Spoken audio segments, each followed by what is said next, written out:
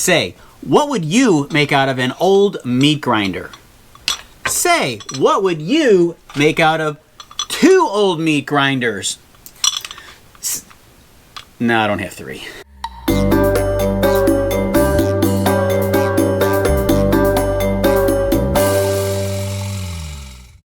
Hi, welcome to Alley Picked. I picked up these meat grinders at an estate sale recently for $10 for the pair of them.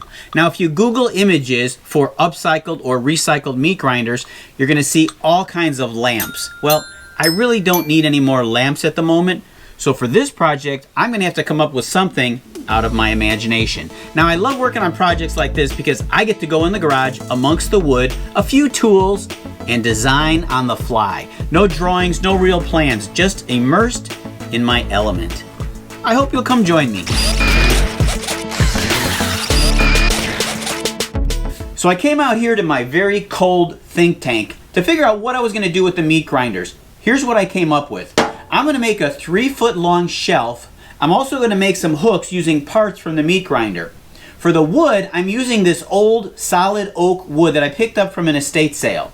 In fact, this piece here is a leaf from someone's old dining room table. But instead of making the wood look good, I'm going to make it look old, like old barnwood. Instead of giving you too much detail, why, let me just show you. This is a wire cup wheel for an angle grinder. The wire is very stiff. What it does here is remove the softer wood, the lighter bits that are not the wood grain. The wood grain itself is actually harder and denser than the other parts of the wood. For the stain, I'm using weathered gray. You can even make your own by using vinegar and steel wool. If you don't want the color too dark, you can thin it out by using a paint thinner or mineral spirits. I preferred the darker, so I gave it another coat undiluted. While that's drying, I'll clean up the old meat grinders. To do this, I first grabbed some steel wool and acetone. It actually did a good job.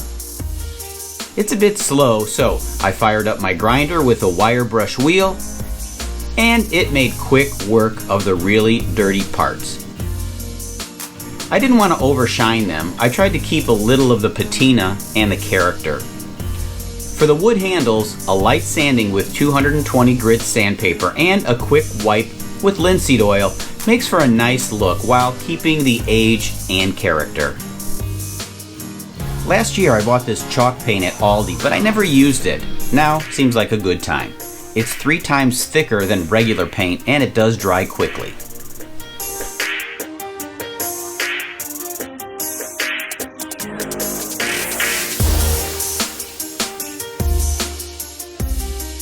So I think it came out really good. It's fun to experiment with different techniques and colors, but now I've got to be able to reproduce this on the other 2.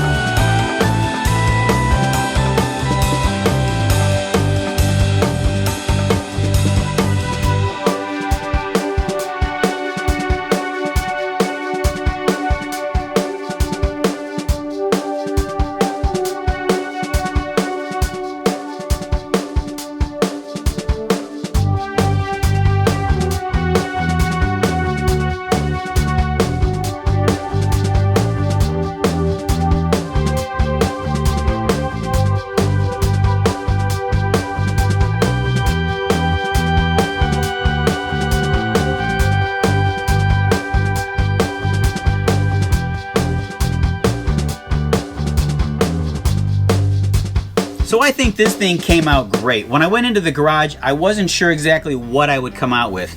I bet you if you saw this at an antique shop or a salvage store, it'd be over $200. Everything here is made from repurposed or salvaged materials. These hooks here came right off of the meat grinders themselves. I added a couple of hooks for coffee mugs.